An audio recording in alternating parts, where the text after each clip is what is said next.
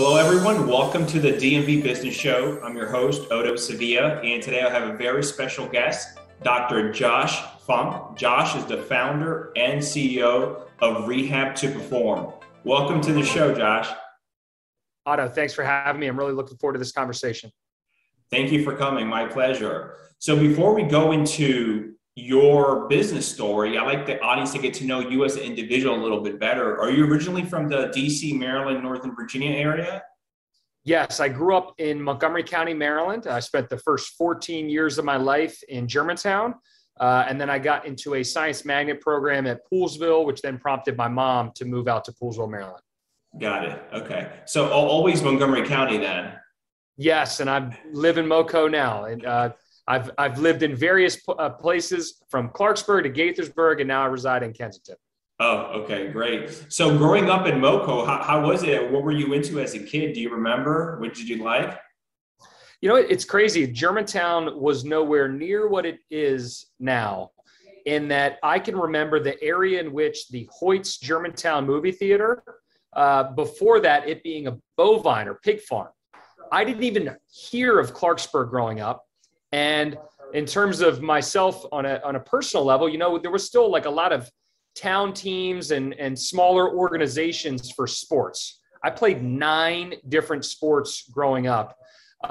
And just the opportunity to play, you know, in Germantown, in Gaithersburg for certain sports, some out in Damascus, some in Poolesville, and kind of find my identity through athletics. That was a huge part of my upbringing. You know, different season, different sport. Obviously put everything you can into academics, but also make sure that from an athletic standpoint, that you're, you know, kind of finding your way and figuring out which sport was going to be best for you. And, you know, it wasn't until college that I found that, you know, lacrosse ended up being that sport.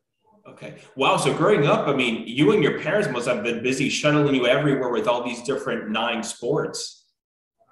Yeah, no, it was, you know, different season, different sport allowed me to try things and decide whether or not I liked it or not. I mean, if I take it from the early years, you know, I did gymnastics and martial arts, and that wasn't something that I did for more than a couple of years before transitioning into swimming, soccer, basketball, and baseball, you know, and that was a big part of my elementary school years. And then if we add into it, you know, everything from wrestling to lacrosse to football, I kind of ran the full gamut of athletic endeavors. So, you know, you figure out what you're like. And I just feel fortunate that I was in a household where I was pushed to try so many different things. And I think if anything, it's given me a full appreciation for all the different activities out there. And if anything, made it easier for me to be an active adult because I've had so much exposure to different sporting activities. Josh, I'm curious, are both of your parents athletes or they were growing up, or where did that push come from, you think?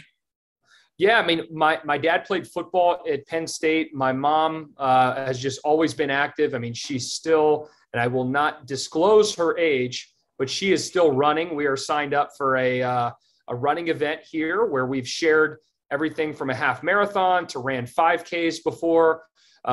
So she, you know, she's definitely been somebody, I think, from a culture of physical activity standpoint, that it's always been a part of her life. And it was just natural for, you know, for that to get passed on to my siblings.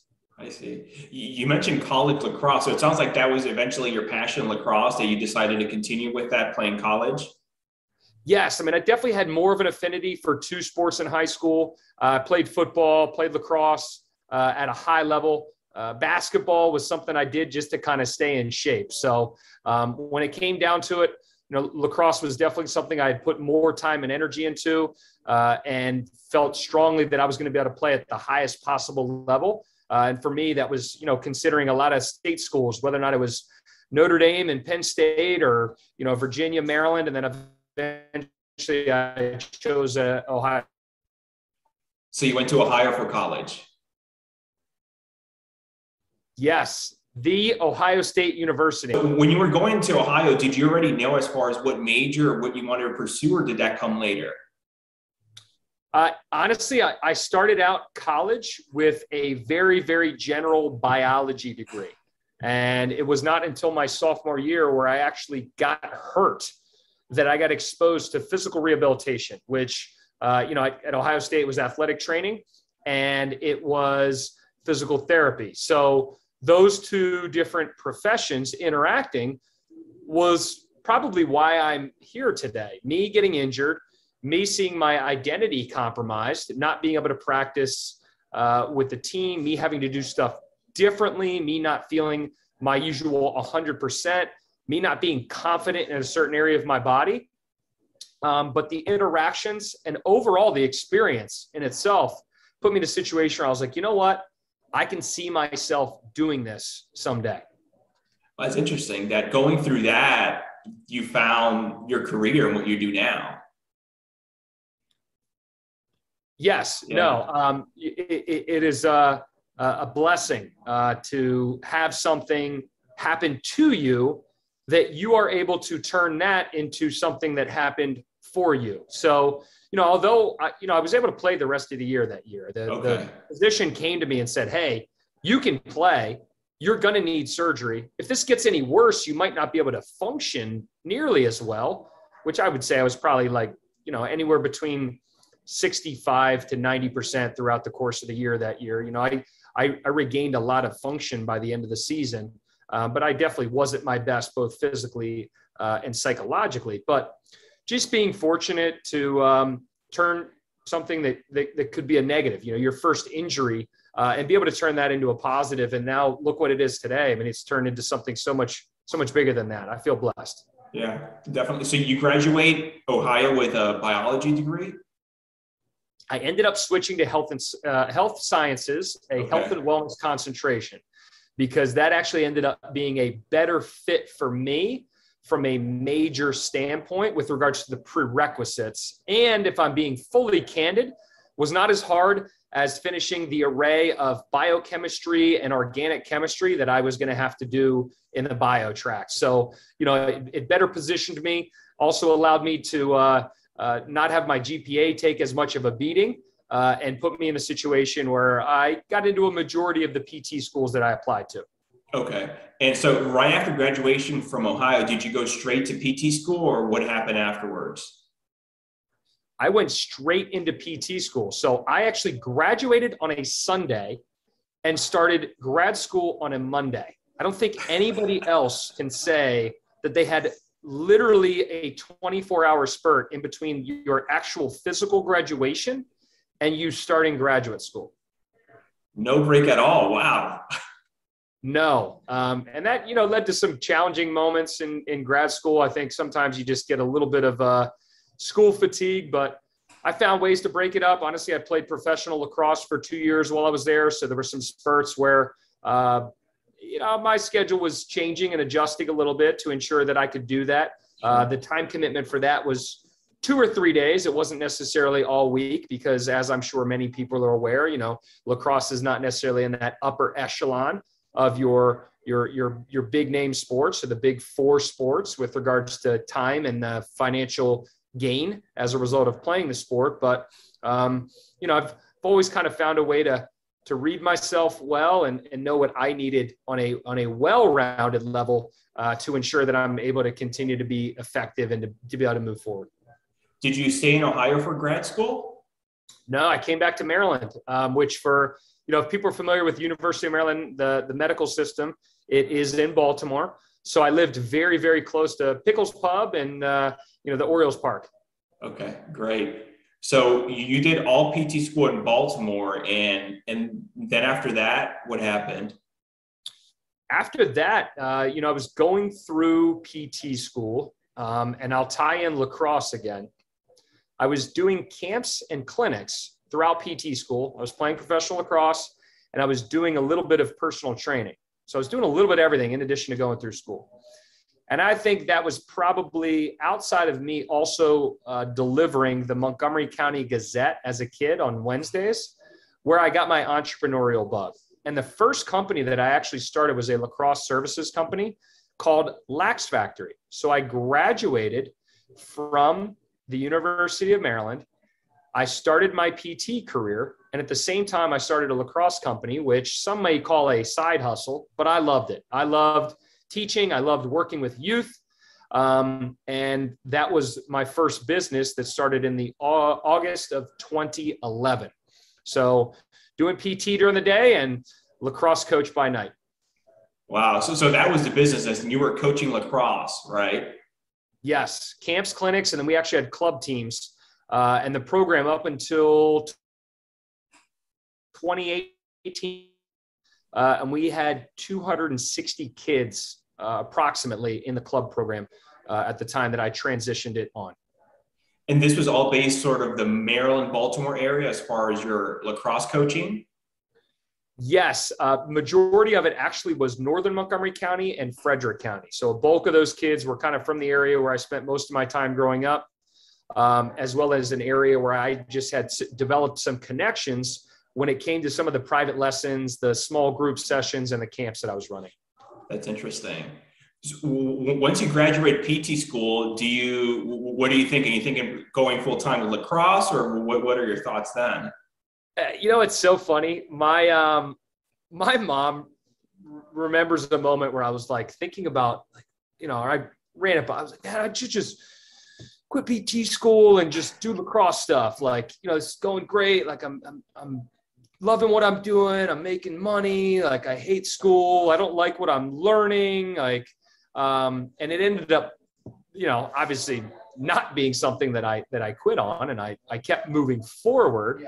But I don't know that I ever fully had an appreciation for what eventually my PT passion would turn into. Because really it was during my third year of PT school in which I was operating in different PT clinics and also having experienced PT myself out in the mainstream, as what I would call it, life outside of Division I athletics.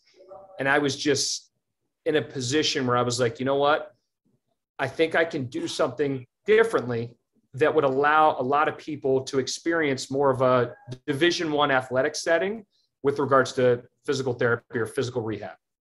And you are doing things very differently. Yes. I mean, if I walk out this door and go show you the facility, like we've got turf, we've got a lot of equipment from Rogue Fitness and Perform Better. There's potentially Kygo, Post Malone, Drake, or something else on the sound system. And overall, I think an environment where people naturally are going to feel more connected to it. And dare I draw a rough parallel, such as like maybe a barbershop or your neighborhood bar like Cheers, where people are all very, very excited. They're connected to the space. There's an energy when you walk in. Curious, Josh, is prior to you graduating PT school, were you thinking I'm going to open my practice, my business one day, or what were your thoughts? Yes. And I was very intentional about trying to learn business practices with the lacrosse company that I had, knowing that I would not be in a position where I would necessarily be in a tremendous risk, right? I would not be at risk knowing that I had a day job, right? My day job was then focused on working for other private practice owners, which I worked for 2 other private practice owners during the 3-year period before Rehab to Perform started up. So I got to learn business a little bit on the fly with a job that was considered by many a side hustle.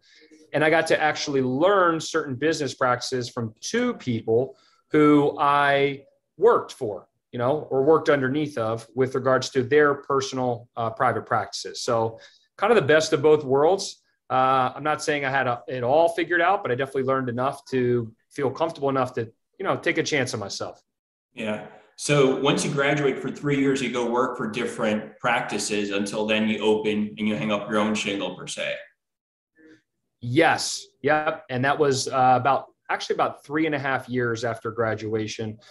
We had our first standalone space up in Frederick Indoor Sports Center, which is, a place that actually is on its final month or 2 before it gets transitioned, I believe, to some kind of like a storage or warehouse style facility. But in between 2 turf fields, it was a great place for adult social sports and the youth soccer or lacrosse player. So that's where you started. This is where across the Wegmans, right? You got it, man. Yeah, Yep. yeah. Wow, that's where you started. So that was number one. Okay. Yes. And, we spent up until early part of 2016, not really thinking about doing much else. But, we had grown. The relationship there as a whole from a business standpoint had gotten to a point where there was just a little bit more friction. There were certain things that maybe weren't quite making it as easy for us to see ourselves there long term, and actually ended up being in a position where there was a conversation had where we mutually agreed to part ways. So we were given a short time period to find a new home and put ourselves in a position where you were looking at your first standalone space and being the lease, the person with their name on the lease instead of the sublease. Sure. And was that also in Frederick, or was that in Montgomery County or elsewhere? Yep. It was less than 4 miles down the road.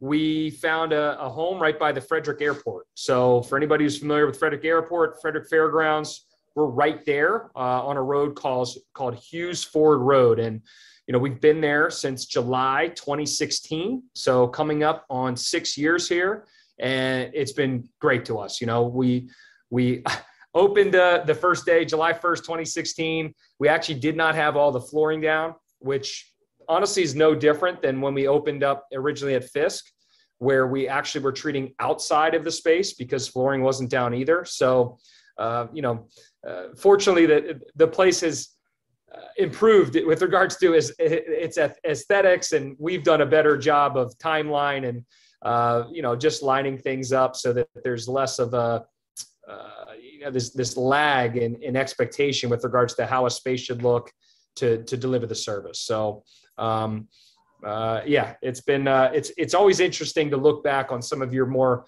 humbling moments where I'm sitting on a table with rubber floors and then looking at where turf is supposed to be and just seeing concrete. Josh, how was it that first year with that new location? Because I know now you have several, but, just starting up your new business, how was that if you can go back? Yeah, I think the biggest thing is just kind of getting comfortable with the space. We had a 1,200 square foot space previously that we were in control of, that we were operating in. And now we had about 5,000. So about 4 times as much space. You don't quite know how to plan things, structure things, how the flow is going to be, how to design things, what to put on walls, what you actually feel like that you'll need. So just going through that first year, I'd say just a ton of learning was going on. We had the trajectory with regards to our growth where I felt relatively comfortable about financially taking care of that space. But really it was maximizing the space and ensuring that we were in a situation where we could be our best in that space and that our people were going to receive the best. So, you don't walk in, it looks disjointed. It looks like it lacks intent and purpose. And instead creating a very, very seamless and frictionless environment where you can do your best work. So that was 6 years ago, right? Yes. Yep. Yeah. That was July 1st, 2016. That was our first standalone, like brick and mortar. And now you have 7, 8 plus and more going on. 7 and 8 are coming. 7 should be opening on April 25th or the following Monday, just depending. I've been told we should have the space delivered to us April 18th to the 22nd. And then special surprise for number 8. But number 7 is going to be in Gambrills. That'll be our second Anne Arundel office. Josh, in just 6 years, the amount of growth, man, it's crazy. Yeah. And, it's one of those things. And everybody talks about 5-year plans and stuff.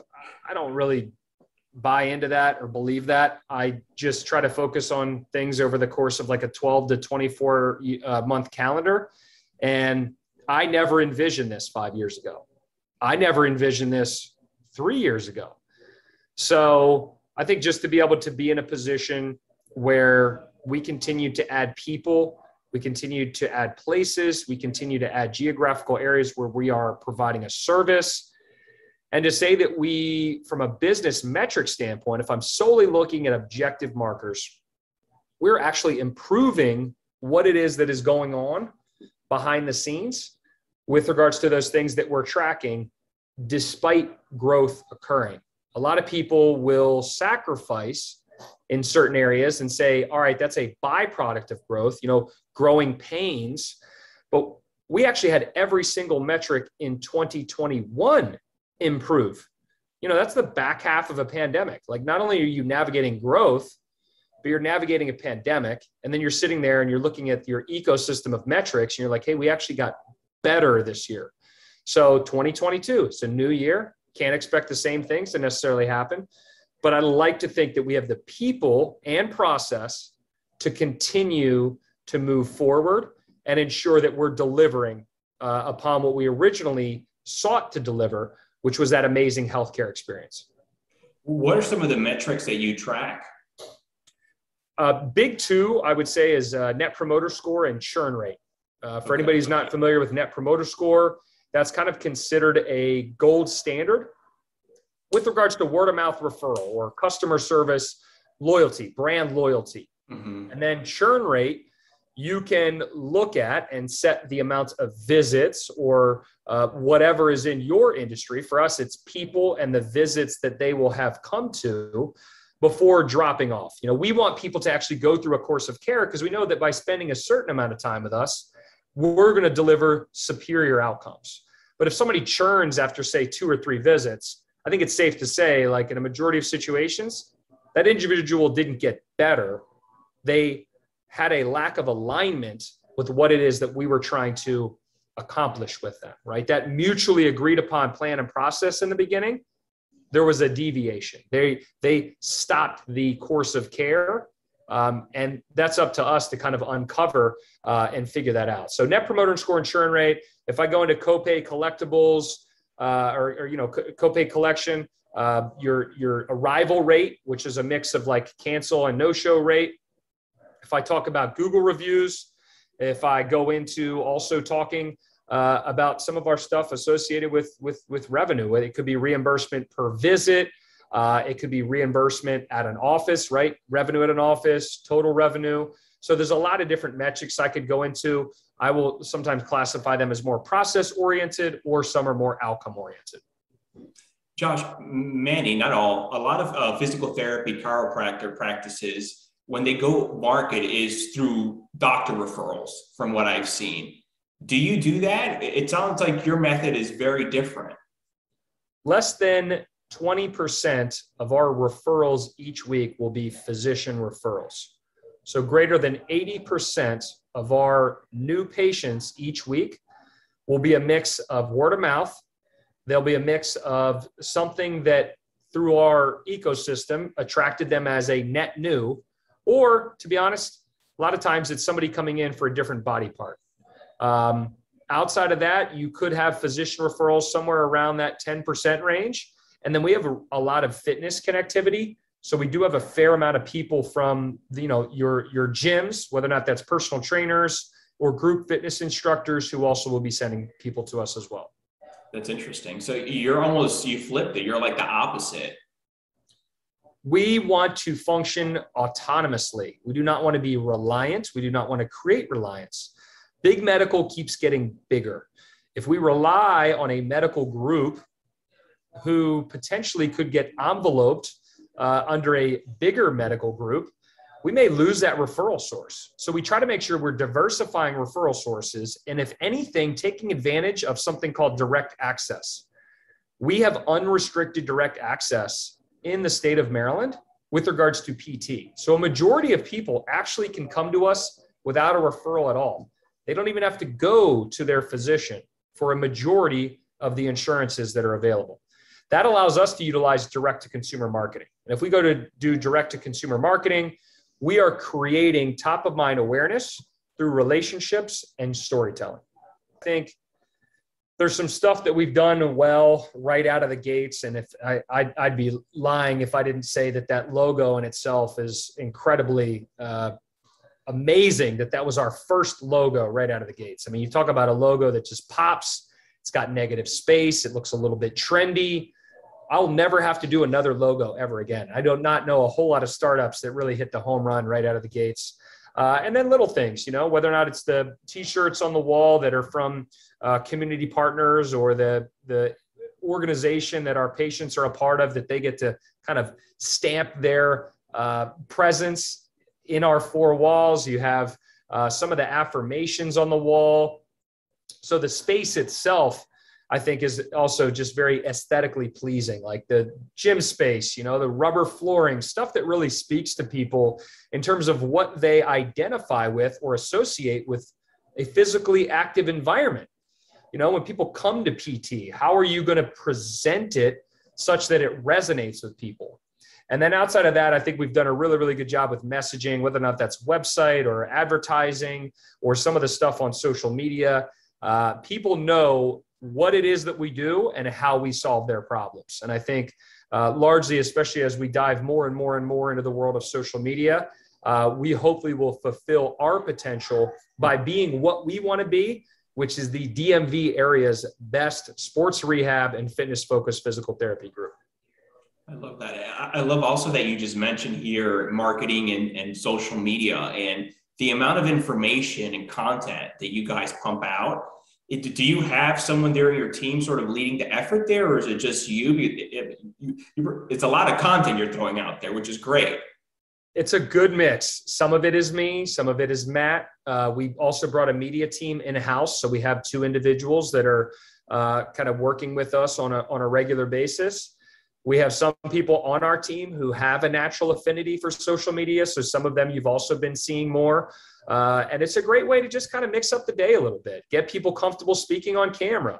Maybe that leads to them being effective with workshops or public speaking engagements in the community. So really, it's a win-win all around. And I think as we continue to kind of hone what it is that we're doing from a strategy and calendar standpoint, the more effective we'll be even in the months and years to come.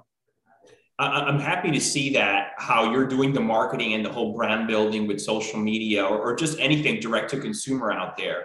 And the majority of people in your industry, Josh, do not do that. What do you think that they just go the old school type of method, whether just knocking on other doctor doors for referrals or not even focusing much on just building their brand? I think sometimes people get stuck on a playbook maybe that's worked in the past, but maybe aren't putting themselves in a position regularly where they're seeking inspiration elsewhere. And I think one of the big things that I always try to do, especially because the medical industry is, in my opinion, just very, very, very outdated, is look for inspiration elsewhere. It could be the tech industry, and I'll even say the fitness industry is way more innovative than healthcare. But I'm continually pulling inspiration from other industries, other companies outside of the medical and healthcare space, and ensuring that I'm doing everything I can to not just be an innovative healthcare practice, but be an innovative business overall. I like that. So it sounds like you're sort of leading the effort there with your team internally as far as just thinking differently and getting inspiration from other industries. Definitely. My role as the CEO is the success of the company. And the success of the company is largely predicated on strategy and execution. And the more that I can pull from these other areas, other entities, other people, the better strategy that I can have. And the more likely we can get into the game of chess and ensure that we are running the chessboard and getting to a point where, hey, let's make sure that we're putting things in a position where we're calling checkmate more often than not. Josh, you just mentioned earlier with turf and going into one of your facilities, you almost feel like you're going not into a combine with football, but you're going into just a fitness place. Was that always your thought? Just you wanted to sort of not focus, but put a lot of attention into the athletes and if they get hurt and treating them? It was always about creating an environment that was not a grudge purchase. So when I went into, and still do, go into most healthcare places, it is sterile and stale. It is boring to look at. You have old furniture. The words intent and purpose are not thought of at all when interacting with the space. You have white walls, boring to no music, nothing remotely that makes you think about health and wellness. So doing the opposite was actually what I focused on doing. You know, I wanted an environment with affirmations and quotes. I wanted stuff to pop. I wanted music playing. I'd rather have it err on the side of being a little bit too noisy at times than a little bit too quiet. I want people to wonder whether or not they're in a medical facility or a gym. That's exactly what we are going for. That's an environment that speaks to people. That's an environment that's memorable. That's an environment when I want to summarize it, people start to think, this is a place where I can self-actualize more. Where can I tap into my potential? Where can I make sure that from a psychological and physical standpoint, I'm interacting every day and I know that I'm going to get back to potentially even greater than where I was prior to injury.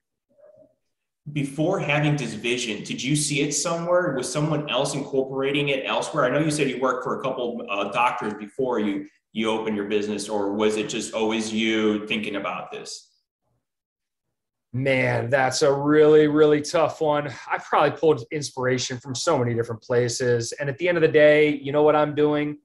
I am putting together an artwork or masterpiece that is a collection of what other people have taught me or inspired me to do. You know, this collection is a collection of my experiences, things that I've seen, things that I like, and things that I think that would be best.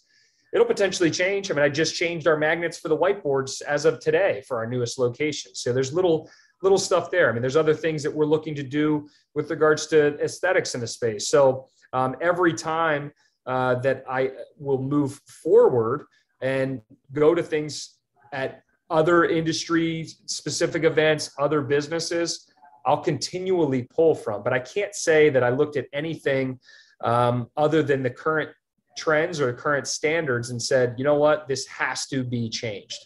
And we ideally will continue to put ourselves in a position where we look anti-medical or anti-healthcare, but are delivering the absolute best to when it comes to both of those two categories.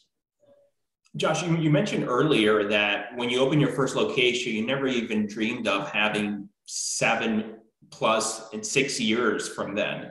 And now you have that.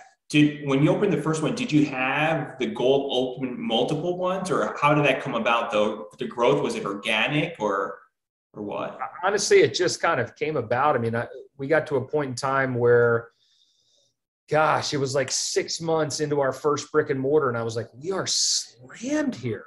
Like, we're on a 10-year lease. What do we do? Like, we can't just keep adding more people here, you know? And then that's when you start to think that you actually have something small, and not to say that it's something that we're ever going to do, but I had multiple people who came in and went, is this like a corporate run, or is this like a franchise, or what's going on here? Like, this is well done. And I was like, maybe we have something here. And you just start to get these little hints and little moments. You know, we won an award up at the Chamber of Commerce back-to-back years for small business. You know, the patient load was packed. Our staff was very happy. They were enjoying themselves. You know, there was all these positive moments where you were like, we need to share this more. We need to try this again. And if I'm being honest, the second time opening up was a complete disaster for probably about 3 or 4 months. But here we are, and we eventually figured it out. And I can safely say that opening up new offices does get easier in a lot of respects, because we're getting better and better and better at refining the playbook. But if I were to really answer your original question, had no idea, never imagined, and still sometimes have to absolutely pinch myself for just being in a situation where, especially after 2 years of a pandemic, we are so optimistic about our future. I'm glad you just mentioned the pandemic. How did COVID affect business? Q2 for 2020 was pretty bad. I mean, having to have conversations where you're, honestly furloughing people. You just don't know how long you're going to have a 40 to 60% drop on patient volume. And that's pretty much what it was. You know, that's not sustainable. If that was going to last for a long period of time, we wouldn't have had the fully staffed place that we did at the end of 2020. At that point in time, we were only allowed to see what was called emergent cases. So you had post-op and workers' comp pretty much are the big ones. So somebody was rehabbing from a recent operation, or somebody that something might have happened through a workers' comp situation. They need to get back. They need to get, honestly, back to work. We see a lot of tactical athletes, fire, rescue, police. Those are individuals that need to receive care to get back to it is they're essential personnel. But, getting back to a point where I think over the years we had created a lot of consumer confidence. And I think we did a really, really good job of internal and external comms communication during the pandemic to put a lot of people, our team, in a position to feel like they were safe, and the people who were interacting with our facility in a position to be safe. And those are both extremely important. And once again, internal and external communication to ensure that individuals can interact with your company, feel safe, and continue to work on that path of self-actualization. If you're hurt, you don't want to put that on the back burner. You want to get better. You want to keep working out. Okay, I'm more vulnerable to potentially side effects from the pandemic if I'm less healthy. What did a lot of people do? They doubled down on their health. We were a great place for people to continue as a support system to whatever it is they were trying to do from an activity and exercise standpoint. So that was really, really good to us. I mean, it's not to say there weren't waves, depending on the waves of COVID, where our business definitely was a little bit more challenged. I reminding myself now when I feel like my head is spinning a mile a minute because of how busy we are. I'm reminded and I'm thinking about those times where I'm going, wow, schedule doesn't look really busy. Got a lot of gaps. How long is this going to last? So, it's easy sometimes to maybe take things for granted, but the pandemic really, I think, put stuff into perspective, put our team in a situation where they were just focused on what we could control. So you know what we did during the pandemic? We built a better business. We built better process. We built a better foundation. And if anything, it's allowing us to kind of come out of this like a slingshot. What would you say drives you and motivates you now? Man, I like winning. I like having people around me win. I like being associated with things that win. I like being associated with winners. And I think when I look at business, the way to win is to impact. You impact your team, provide a tremendous working environment. You provide a place where the grass is so green that people don't want to leave. And then you impact lives of the people you are looking to provide a service or product to. So as we move forward, we want to continue to win in both of those areas. And I think that being somebody who's always on offense, being somebody who's always curious, and surrounding myself with some amazing people that I still feel incredibly blessed and pinch myself every day to be sharing the space with, that we're going to be able to continue to win in the months and years to come. Josh, you just mentioned your team and how important it is, and I completely agree with you. How do you find the right players? And once you find that right player, where to place them, what position to put them in for you and them to succeed and thrive together? Gosh, what a great question. I could go 3 different ways with that.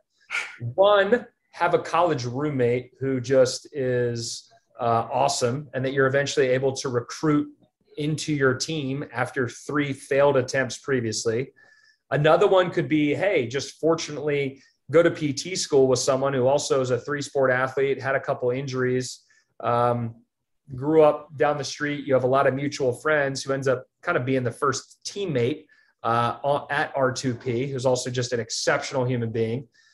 Have somebody when we open up our second office who somehow comes in as a part-time team member that now is on our corporate team because of how much impact she's had.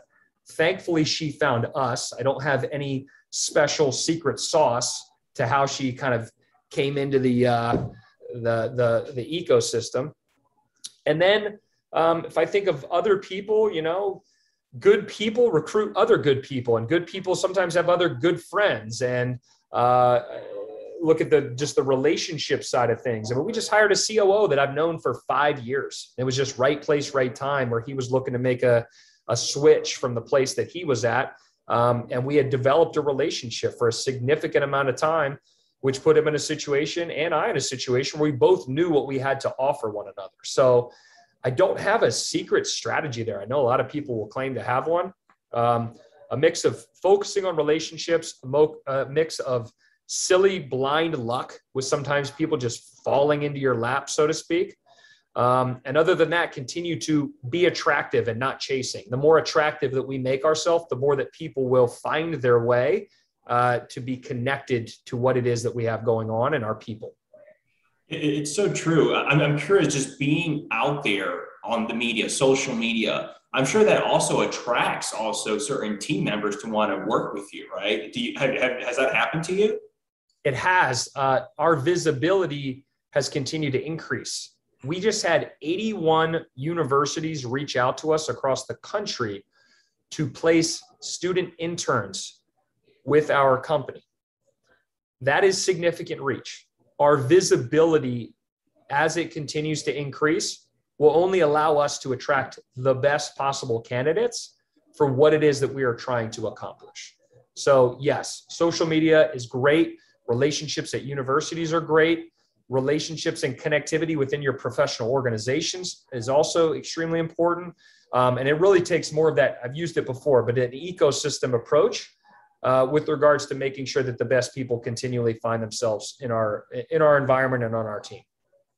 What advice would you give to someone if they came to you and said, hey, Josh, I want to start my own business, any type of business, could be healthcare, anything, product, service, any pointers or suggestions you would give to that person? This is just recent. So I think I would ask him a question of whether or not they need to be motivated to be an entrepreneur or motivated to start a business. And if their answer was yes, I would say, don't do it. It is who you are. It is how you operate. It is how your mind thinks on a regular basis. And I largely think that a majority of people would agree that the manner in which you are already operating at puts you in a situation where it is the only possible way for you to move forward. I do not see myself as being employable. I don't.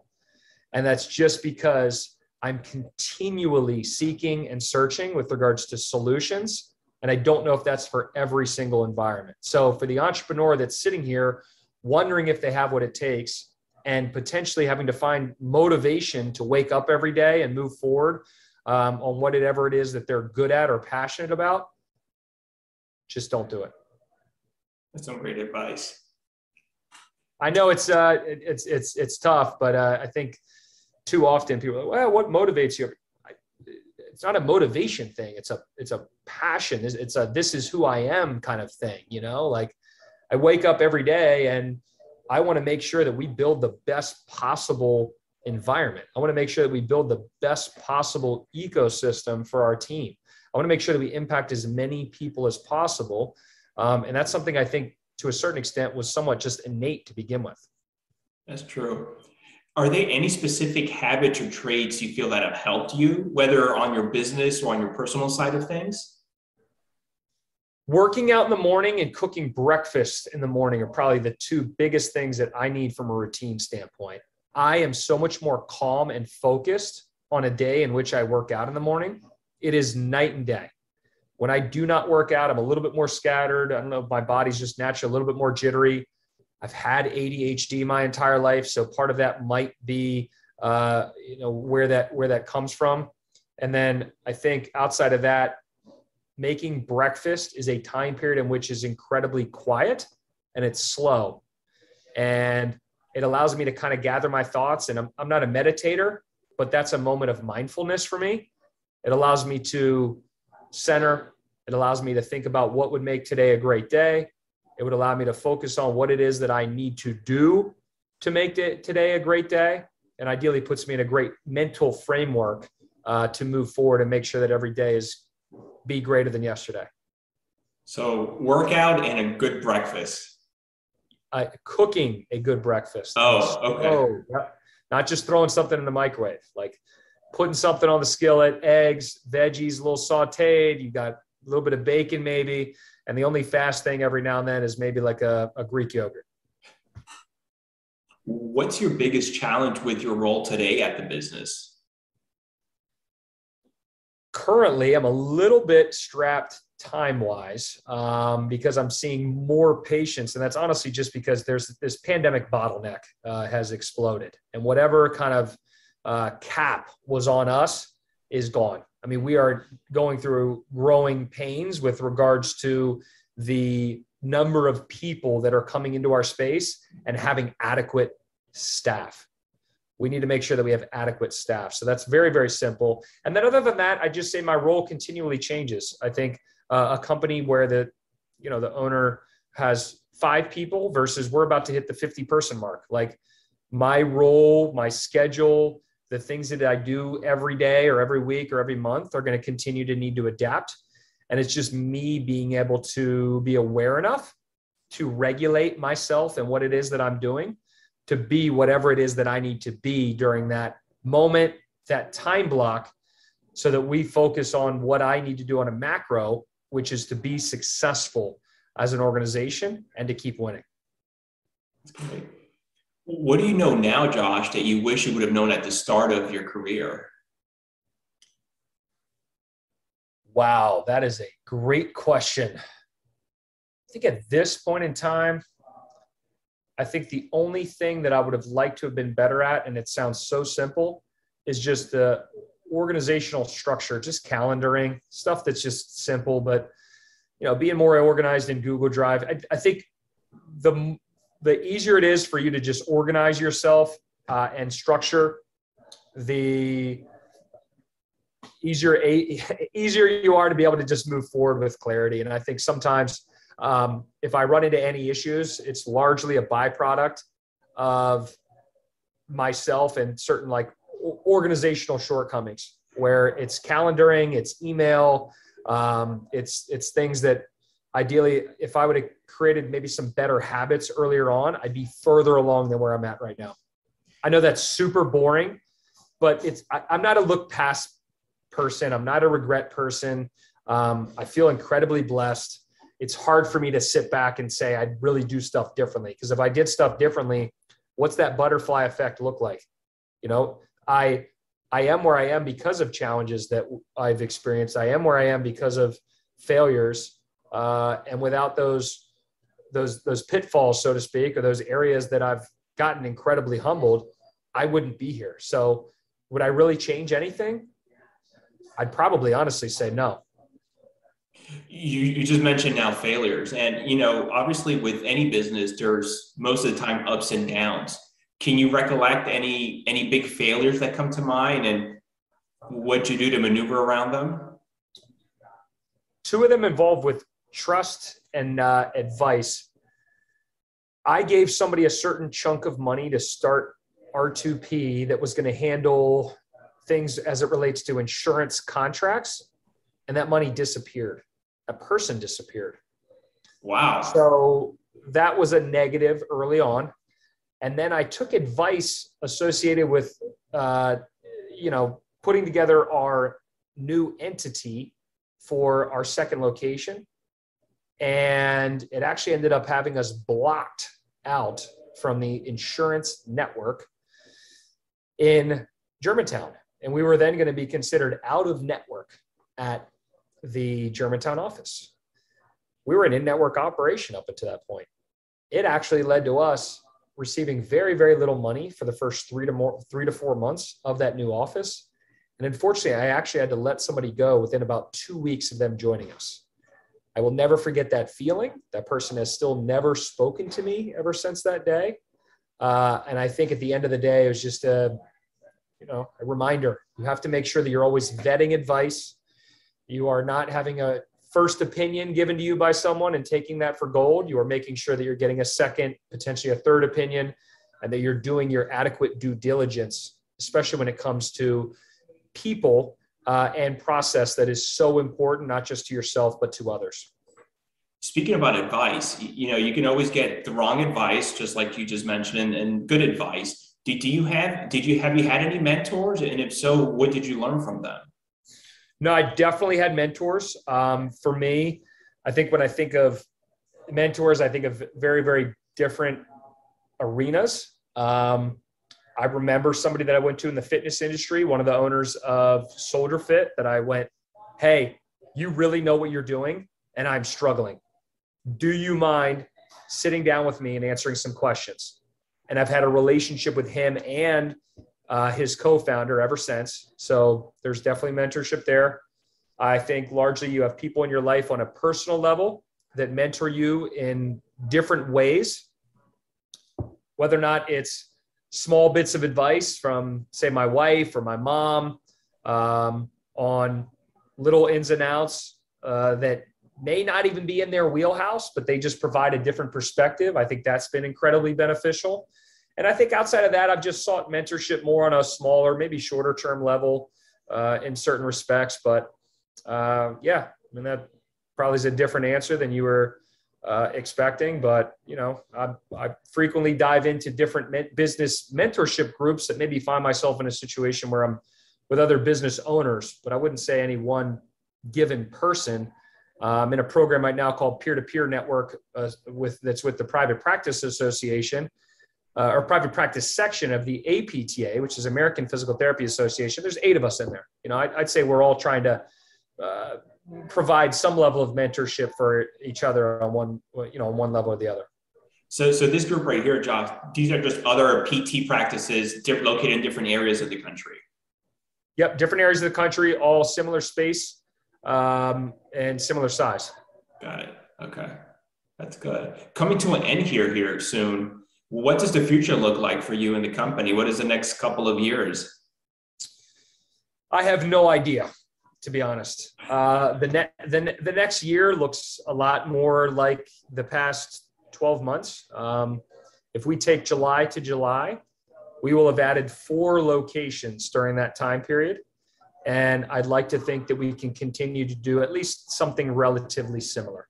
I'd like to get to about that 10 and over location position. And I'd love to get to a point where we definitely are running the DMV. When you ask people in and around the DMV, where's the best place to have a high level physical therapy, a sports rehab experience? Rehab to Perform. You're definitely going to get there. I mean, I'm seeing it right now. I appreciate that. I'm optimistic with the people that I get to share space with every day. That's great. Josh, when you're not busy working, and I know you're extremely busy, what do you like to do for fun in your free time? Travel. For example, I'm going on a sprint right now with work stuff, and I know that in a couple weeks, I'm going to be in more of a position where I can get away for a little bit. But warm weather, if there's waves, it's even better. And then sometimes just more simple moments with my family. You know, my sister's coming in town with her husband and her 3 little people this weekend. And those are moments where I just kind of get to disconnect and get back to a little bit more of what I would call like simpler moments in life, moments that definitely should be appreciated, but things that definitely are a very, very significant contrast to my working life. That's great. If people want to learn more about you and Rehab to Perform, where can they go and find out more information? At Dr. Josh Funk, at Dr. Josh Funk on TikTok now. Yes, TikTok. And Instagram. You can add me on LinkedIn. You can add me on Facebook as well. I'm probably doing less on Facebook than I've ever done before, but I'm happy to connect. If you want to shoot me an email about anything, drfunk@rehabtoperform.com. Josh, I think you just recently got a viral video on TikTok, right? Man, I tell you what, we got something that's like 350 to 400K, and it's just how to tape an ankle. And I do not want to devalue the significance of a good ankle tape job, but not a whole lot of strategy went into that. Not a whole lot of production. You're videoing something that an individual does every single day, almost with regularity. She could probably do it with her eyes closed. And it was something that so many people just thought it was interesting, which is awesome. Yeah. But it just goes to show you with content and stuff, just put it out there. Something that you might deem to be very, very novel is viewed in much higher regard sometimes from others. So maybe the next TikTok influencer is here. Hey, I don't know. I mean, that's straight company page. And if Rehab to Perform keeps growing and my videos grow as well, that's a win-win. And hey, maybe only the Rehab to Perform account will grow. But at the end of the day, that's going to benefit the entire team. I mean, we talk about social proof. Social media is social proof. I'd argue that a certain amount of followers almost equates a certain amount of Google reviews online at this point in time, where people are looking for both. They want to go on Google, they want to see good reviews, and they want to go over to social media and they want to see an active, engaged organization that has a certain amount of followers. Very true. Very true. Josh, thank you so much for coming on the show. Really appreciate it. Absolutely. Thanks for your time today. And I appreciate the conversation we shared. Yeah, thank you. Take care.